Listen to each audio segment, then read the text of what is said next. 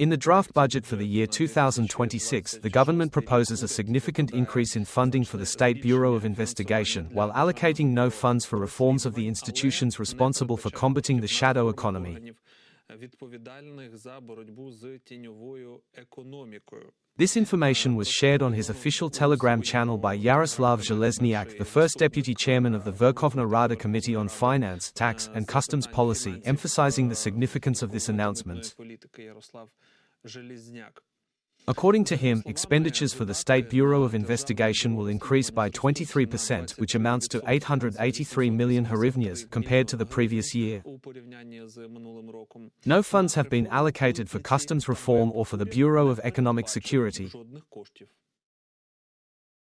And I wonder, what heroic achievements has the State Bureau of Investigation shown this year to justify an increase of 883 million hryvnias, or 23%? I understand that building an autocracy is expensive, but is it necessary to do so at the expense of taxpayers? Let me be clear. The government has allocated 0 hryvnias for reforming the Bureau of Economic Security. The same applies to customs reform. This reflects the true priorities of the government regarding the business climate, not the ones presented in colorful slides at endless conferences. On August 6, after a second attempt under public pressure, the Cabinet of Ministers appointed a new director of the Bureau of Economic Security. Prime Minister Yulia Sviridenko said she expects the Bureau's work to be renewed and business trust restored. The new head of the Bureau, Vadim Sivinsky, emphasized in his interview that effective combat against economic crime requires higher salaries for detectives and genuine institutional reform. The IMF recently called on Ukraine to intensify efforts against the shadow economy, which, by government estimates, exceeds 30% of GDP. In a recent interview with Channel 24, the new head of the Bureau of Economic Security, Alexander Sivinsky, addressed this issue. On the one hand, we have an institution where professionals are working, individuals I have already had the opportunity to interact with, competent and dedicated employees who fulfill their duties. However, the very first and most noticeable challenge we had to face turned out to be the discriminatorily low level of salaries in comparison with other state agencies, even though the legislation clearly establishes the principle of equal conditions for both our institution and all other comparable bodies. There are serious financial issues, such as the matter of personal income tax compensation. I will not dwell on this, as it requires detailed explanation, but for 1 million people across the security and defense sector, this compensation is not provided, while for 500 employees of the Bureau of Economic Security, it is inexplicably withheld. According to the logic that should apply, they too should receive it. This affects the managerial staff and directly impacts the salary fund. Then there are issues related to the effective execution of covert investigative operations. The Bureau is restricted in its ability to procure the necessary equipment for such work: hidden cameras, surveillance tools.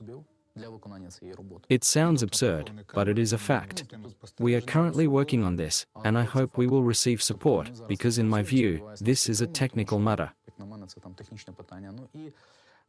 These are issues that might not be immediately apparent at first glance, yet if they remain unresolved, it would be completely unrealistic to expect the Bureau of Economic Security to operate efficiently and fulfill its responsibilities as intended. These issues must be addressed before demanding results from the institution. Martyna Bohuslavets, head of the Anti-Corruption Center, MESA, is joining us live. Martyna, wishing you good health. Good evening. I would like to speak with you about this topic and ask, if possible, to briefly revisit the chronology and share a few facts and details to help our viewers understand what is happening. Because, truthfully, for the average citizen, this issue may seem complex. That is why, especially in the evening, we want to hear it explained in plain language, so that everyone understands the core problem and the main concern.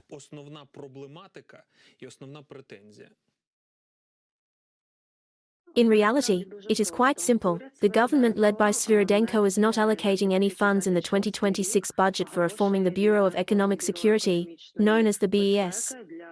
This is because the Svirodenko government failed to block the BES reform through direct means, as they attempted to do during the summer of this year. At that time, reforming the BES was a demand voiced during public demonstrations, and ultimately, the government was compelled to act, through both direct and indirect messages from the European Union.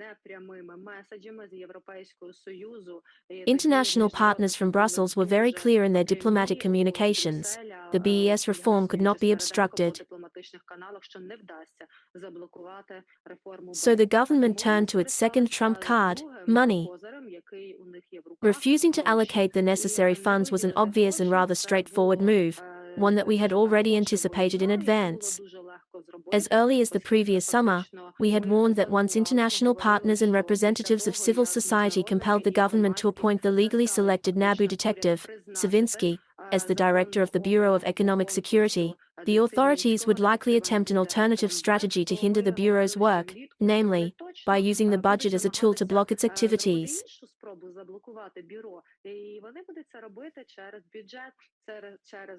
And that is exactly what happened. Let us speak in numbers. The point is this: the Svirodenko government is blocking funding for reforming the Bureau of Economic Security. At the same time, the Svirodenko government is allocating an increased budget, by 23%, for the State Bureau of Investigation, specifically for the SBI. This is the very institution that assisted the authorities during the summer of this year, helping the government exert pressure on the independent anti-corruption infrastructure, conducting searches at the National Anti-Corruption Bureau, issuing new suspicions, and so forth. Speaking in terms of numbers, the situation is quite revealing. This year, funding for the State Bureau of Investigation has been increased by 23%. And this is for an institution that remains unreformed to this day. In reality, the State Bureau has never undergone independent reform. Specifically, funding for the unreformed SBI is rising by 83 million hryvnias. Meanwhile, the BES, an institution they tried to block from reforming, is receiving an increase of only 13,500 hryvnias compared to the previous year. Just imagine, funding for the State Bureau of Investigation, which is under the control of the Presidential Office, is being increased by 883 million hryvnias. Meanwhile, the Bureau of Economic Security, blocked from reform, sees an increase of just 13,000 hryvnias. It is important to understand what this means.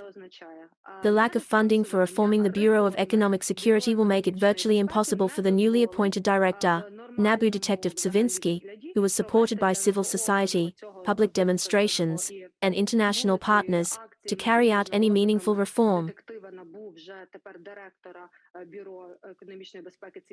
Attention must be paid to the challenge ahead. Savinsky faces a monumental task. Appointing a new director is not enough. He must reform everything he has inherited. Over the next 18 months, he must recertify 1,247 employees.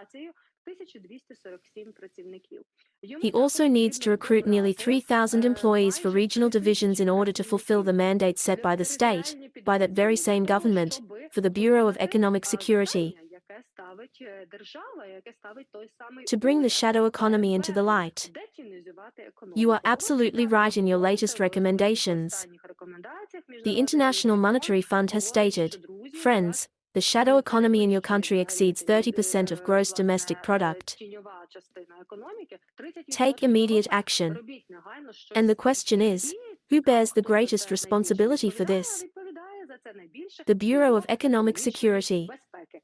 Because all criminal proceedings currently under investigation and jurisdiction of the Bureau concern economic crimes.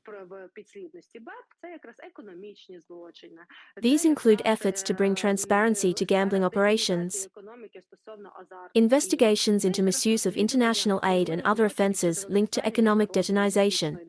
The task set before Ukraine by the International Monetary Fund, to bring the shadow economy into the light, is impossible without reforming the Bureau of Economic Security. What is striking is that this responsibility was assigned directly to Sviridенko and the government. Yet the government is not providing the Bureau with the means to carry out reform or function effectively. We must understand why this is happening. We all remember what took place in July and August of this year.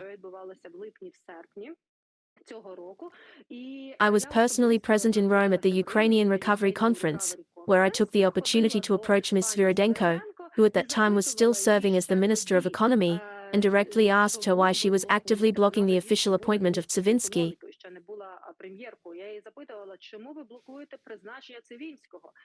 He had won the competition transparently. We monitored the process day and night, through weekends. We verified declarations and watched every stage of the competition.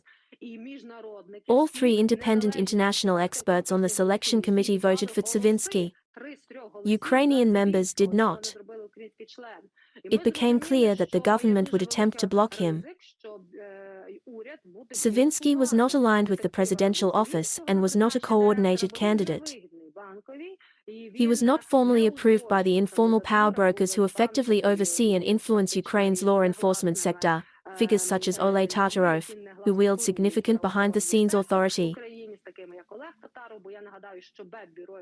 Let me remind you, the Bureau of Economic Security is a law enforcement agency. It was created to replace the notoriously corrupt tax police. We understood then that they would likely devise ways to block Tsivinsky. You may recall that they devised extremely blatant, crude, and brazen methods to block his appointment. They violated the law. Both Stefanishina and Sviridенko told me there was allegedly a letter from the Security Service of Ukraine about ties to Russia. This narrative about alleged ties to Russia is used against anyone inconvenient to the system, those who investigate corruption or, like the Bureau of Economic Security, economic and tax-related crimes. It targets those who interfere with shadow schemes involving individuals whose names have appeared in recent news reports, individuals closely connected to those in the presidential office. This obstruction was relentless. And it was only after our protest actions, combined with international statements, explicitly included a direct and unequivocal demand for the appointment of a director of the Bureau of Economic Security, clearly stating that any failure to carry out this appointment would constitute a violation of Ukraine's international commitments, that the government was ultimately compelled to officially appoint Tsivinsky.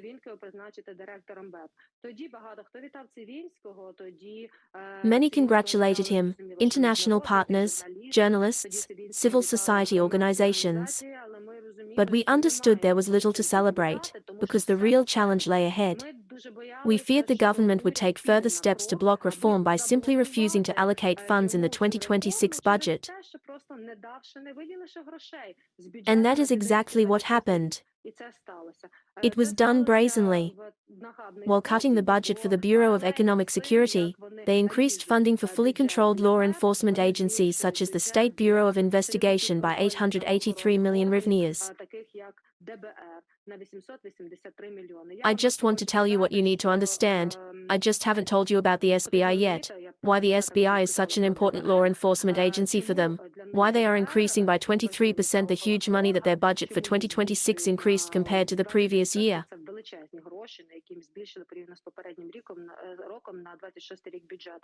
Let me take a moment to explain why the State Bureau of Investigation is viewed as so strategically important by them. Its official jurisdiction encompasses crimes committed not only by law enforcement officers but also by specific categories of individuals who attract particular attention from those holding the highest positions of authority and influence in the country.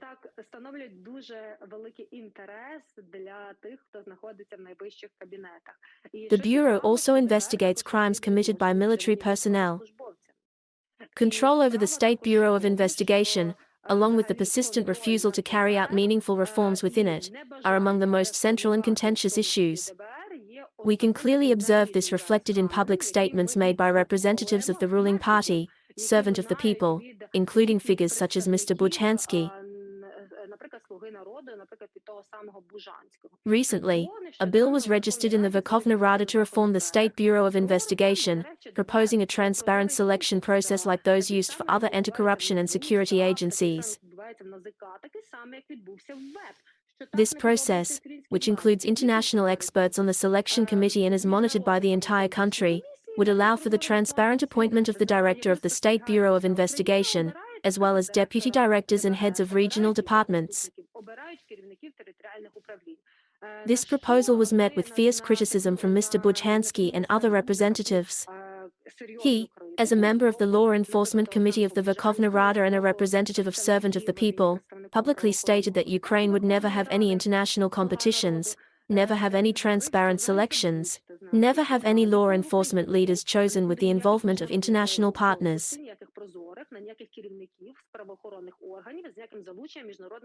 And this individual, seriously serving as a member of parliament, publicly makes such statements on social media, which journalists then widely amplify. This, in fact, reflects the official position of Servant of the People on cleansing and reforming the law enforcement system. The same applies to the unreformed prosecutor's office. Ms. Martyna, just 30 seconds, if I may. The same applies to the National Police of Ukraine. I must say that the director of the Bureau of Economic Security deserves sympathy. He faces the greatest challenge in the history of Ukrainian law enforcement, reforming and cleansing the system, recruiting staff, and doing so with zero budget allocation for reform in 2026. Ms. Martyna, unfortunately, our time is up. I thank you, in any case, for highlighting this issue. We will continue to follow it closely, and I wish you a quiet and peaceful evening. Thank you once again.